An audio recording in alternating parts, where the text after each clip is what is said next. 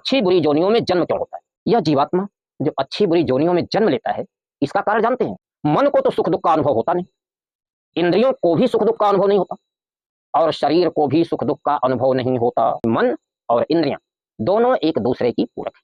हे भक्तों, यह शरीर क्या करती है?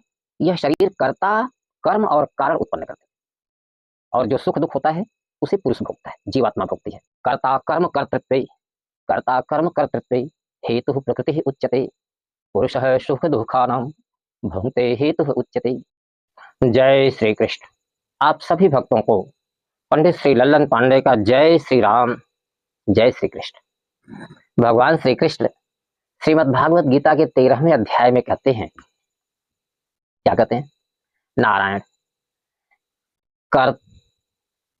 कर्ता कर्म कर्तृत्वे हेतु प्रकृति उच्यते, पुरुष सुख दुखानां भुंक्ते हेतु उच्यते। यानी यहां पर प्रकृति का अर्थ है शरीर और पुरुष का अर्थ है जीवात्मा। कर्ता करण कर्तृत्व हेतु प्रकृति उच्यते, यानी कर्ता मनुष्य किसी काम को करता है, उसका कारण और कर्म जो होता है, इसका कारण क्या है? यह शरीर है। और जो सुख दुख होता है, इसको भोगने में कौन भोगता है? जीवात्मा भोगती है। एक उदाहरण से समझिए। भगवान क्या कहते हैं? यह शरीर जो है, हे अर्जुन, और अर्जुन के बहाने हम सबसे कहते हैं भगवान कि हे भक्तों, यह शरीर क्या करती है? यह शरीर कर्ता, कर्म और कारण उत्पन्न करते हैं और जो सुख दुख होता है उसे पुरुष भोगता है, जीवात्मा भोगती है। अब उदाहरण समझिए। शरीर का काम क्या है? आत्मा का काम क्या है? यहां प्रकृति का अर्थ है शरीर और पुरुष का अर्थ है जीवात्मा। तो देखिए, हमें आपको सबको भूख लगती है। अब भूख लगती है तो क्या हुआ? वही मालूम होता है, भूख लग गई। तब जब भूख लग गई तो भोजन करना है, तो भोजन किए। फिर क्या हुआ? जब हम काम करके थक गए तो नींद लगने लगी। तब वही नींद लगने लगी, तब अब सोना चाहिए, और तब हम सोते हैं। यह क्या है? भूख लगना। जैसे ही भूख लगी, या क्या हुआ? भोजन करना। तो भोजन करना तो कर्म है, यानी कारण क्या बना? यह शरीर है। भूख लगी तो भूख क्यों लगी? इसका कारण यह शरीर है। शरीर पचाती है, जो पहले का खाया हुआ है वह पच गया। शरीर थकती है, इसलिए पच गया। तो जब भोजन खाया पिया, नाश्ता पानी जो भी रहा, जब सब पच गया तो भूख लग गई। यह काम किसका है? शरीर का है। शरीर ने भूख लगाया, भोजन पचाया, भूख लगाया। अब जब भूख लग गई, यह तो कारण है, अब भोजन करना पड़ेगा, और तब भोजन किया। यानी भूख लगना और फिर भोजन करना पड़ेगा और तब भोजन किया। तो कर्ता, कर्म और कारण तीनों किसने उत्पन्न किया? शरीर ने। अब इसके बाद शरीर थक गई तो नींद लगने लगी, और जब नींद लगने लगी तो मनुष्य सोया।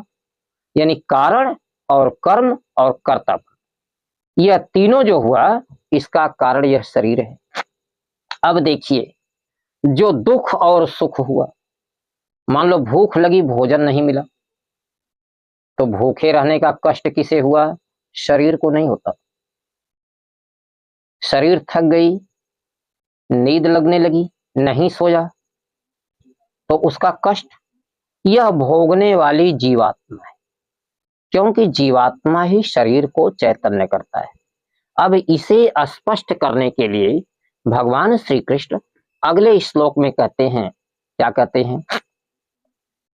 पुरुषः प्रकृतिस्थो हि भुंक्ते प्रकृतिजान् गुणान्।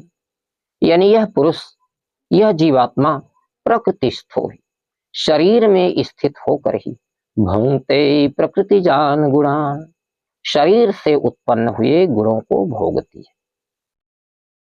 यानी पुरुषः प्रकृतिस्थो ही, भगवान जो हम पहले श्लोक में हमने बताया, तो पहले श्लोक के अर्थ को और स्पष्ट करते हुए दूसरे श्लोक में भगवान कहते हैं, भाई कैसे भोगती है? तो सुनो, यानी पुरुष सुख दुख को कैसे भोगता है जीवात्मा? पुरुषः प्रकृतिस्थो ही, यानी यह जीवात्मा शरीर में स्थित होकर ही भुंगते प्रकृति जान गुणान, प्रकृति से उत्पन्न गुणों को भोगती है। यानी यह जीवात्मा जब शरीर के अंदर है तभी यह सुख दुख जो भी गुण उत्पन्न होते हैं प्रकृति के, उनको भोगती है। और अब आगे और स्पष्ट करते हैं भगवान, कारणम गुण संगोष्य सत असत जोनि जन्मसु, यह जीवात्मा जो अच्छी बुरी जोनियों में जन्म लेता है, इसका कारण जानते हैं? इसका कारण जो है उन सुख दुखों में आसक्ति है।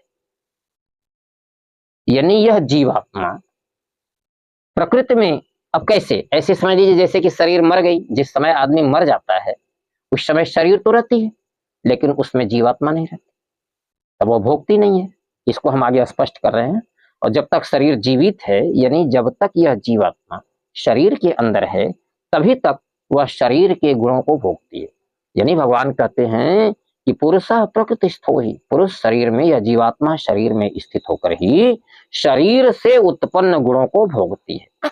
किंतु कारणम गुण संगोष्य, जो सुख दुख उत्पन्न होते हैं उनमें जो आसक्ति है, यही इस जीवात्मा के अच्छी और बुरी जोनियों में जन्म का कारण है।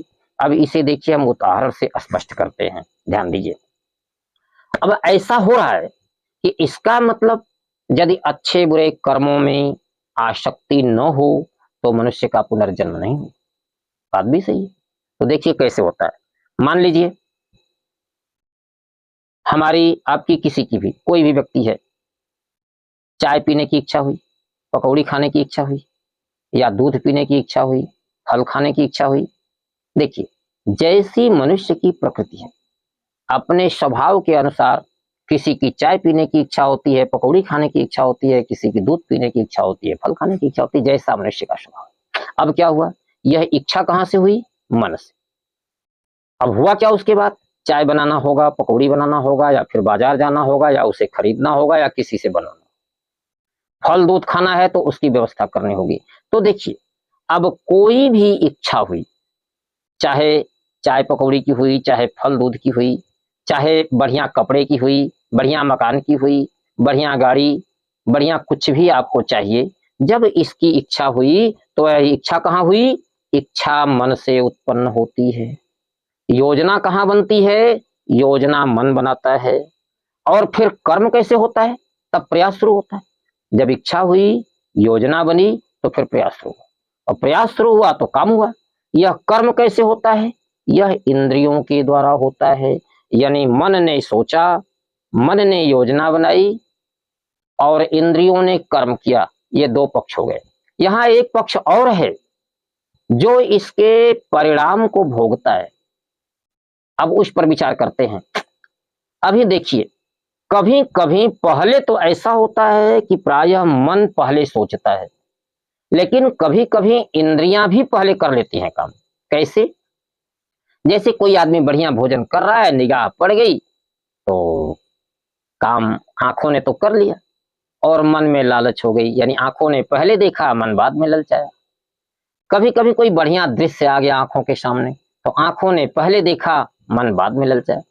कभी कभी कोई बढ़िया खुशबू आ गई, नाकों ने पहले सूंघा, मन बाद में ललचाया। तो कभी इंद्रियां पहले अपना काम कर लेती हैं और मन बाद में सोचता है, फिर उन्हें पाने की योजना बनाता है।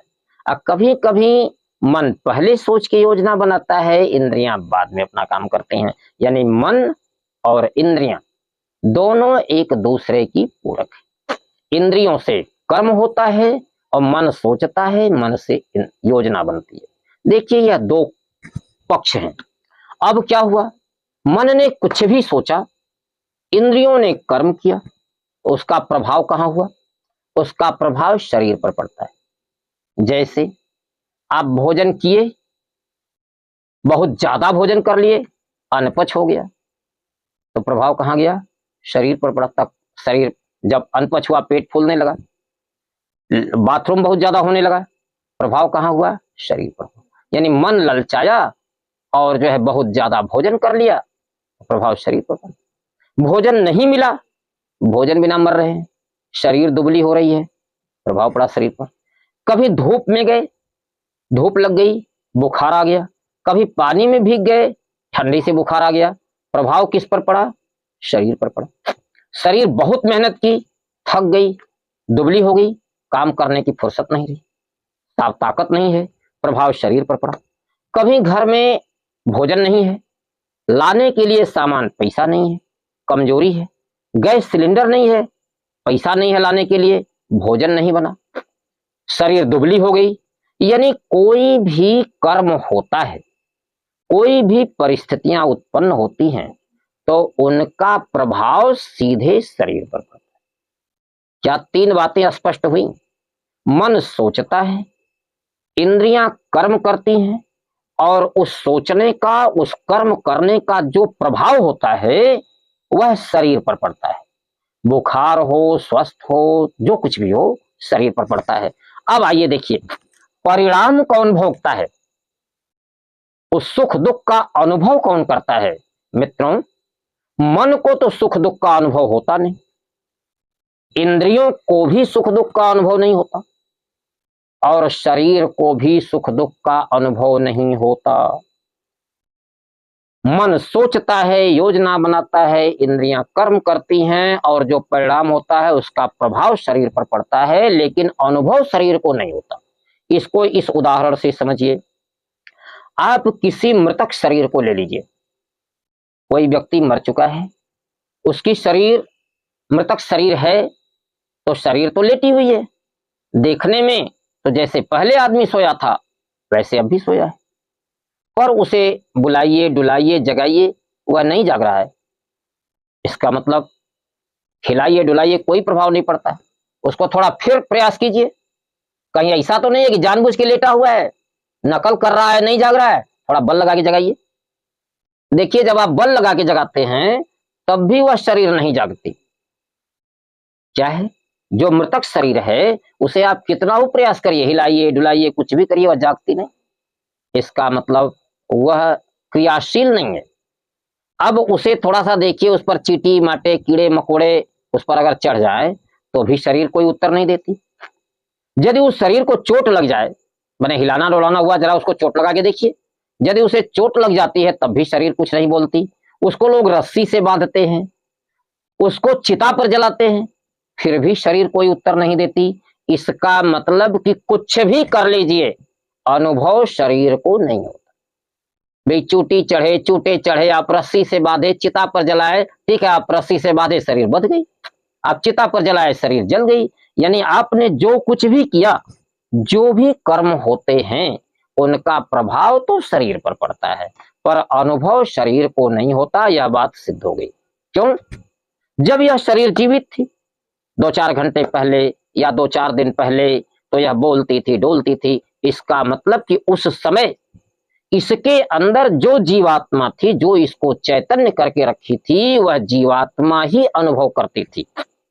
यदि शरीर को अनुभव करना होता तो मरने के बाद भी शरीर अनुभव करती, लेकिन जब मर गई, यानी जीवात्मा शरीर से बाहर निकल गई, तब यह शरीर, चाहे इसे आप बांधिए, चाहे मारिए, चाहे चिता पर जलाइए, कोई उत्तर नहीं देती, न उसमें कोई क्रियाशीलता है। यानी इस शरीर में कोई क्रियाशीलता नहीं होती, इस शरीर को कोई अनुभव नहीं होता। जो क्रियाशील है वह चैतन्य है। जो जीवात्मा इसके अंदर जीवित अवस्था में थी, वही जीवात्मा सुख दुख का अनुभव करती है, वही शरीर को क्रियाशील करती है। इसलिए मित्रों, वही जीवात्मा सुख दुख को भोगती है। यह बात तो स्पष्ट हो गई। अब तक क्या स्पष्ट हो गया? अब तक आपने यह जान लिया कि कर्ता कर्म कर्तृत्व कारणम हेतु प्रकृति उच्यते। यानी यह शरीर करने का, कर्म का, कारण का जो उत्पन्न करने वाली है, यह शरीर है, और पुरुष जो है इसको भोगने वाला है। यह बात स्पष्ट हो गई। अब दूसरे श्लोक की बात कि जीवात्मा पुरुषः प्रकृतिस्थो ही भोंगते प्रकृति जानुगुणा। इस शरीर में जो भी सुख दुख, अच्छा बुरा होता है, इसका अनुभव यह जीवात्मा करती है, पर जब तक शरीर में रहती है तभी तक करती है। यानी शरीर में स्थित होकर के यह जीवात्मा सारे गुणों को, सारे परिणामों को भोगती है। अब चौथी बात स्पष्ट करनी रह गई कि अच्छी बुरी योनियों में जन्म क्यों होता है। कारणम गुण संगोस्य सद असत जोनि जन्मसु। अच्छी बुरी योनियों में जन्म का कारण क्या है? जब यही जीवात्मा उन सुख दुखों में आसक्त हो जाती है तो वह अच्छी बुरी योनियों में जन्म लेती है। अब इसका अर्थ क्या है? देखिए, पिछली कथाओं में हमने आसक्ति और निरासक्ति के अर्थ स्पष्ट किए हैं। माने किस प्रकार से मनुष्य आसक्त होता है और किस प्रकार से मनुष्य निरासक्त होता है, इसको समझने के लिए आप पिछली कथाओं को देखिए। यह श्रीमद् भागवत गीता से 26वीं कथा चल रही है, जो विभिन्न प्रसंगों पर हम करते हुए इस समय 13वें अध्याय पर चल रहे हैं। तो क्या है कि जब यह जीवात्मा यह सोचे कि भाग्यवश, परिस्थितिवश हमें यह सुख दुख, अच्छा बुरा मिला है, हम इसको निरासक्त भाव से भोग ले, तब तो निरासक्त भाव हुआ, तब उसका पुनर्जन्म न होकर के मोक्ष होता है। और जब यह जीवात्मा उस सुख दुख, अच्छे बुरे में आनंद लेने लगे, तब वह मन के बस में हो जाती है। और जब जीवात्मा मन के बस में होकर के कर्मों में आनंद लेने लगती है और आनंद के लिए पुनः पुनः कर्म करने लगती है, तब उसके कर्म फल में आसक्त हो जाती है और तब उन कर्मों के कर्म फल के अनुसार वह अच्छी बुरी योनियों में जन्म लेती है। जय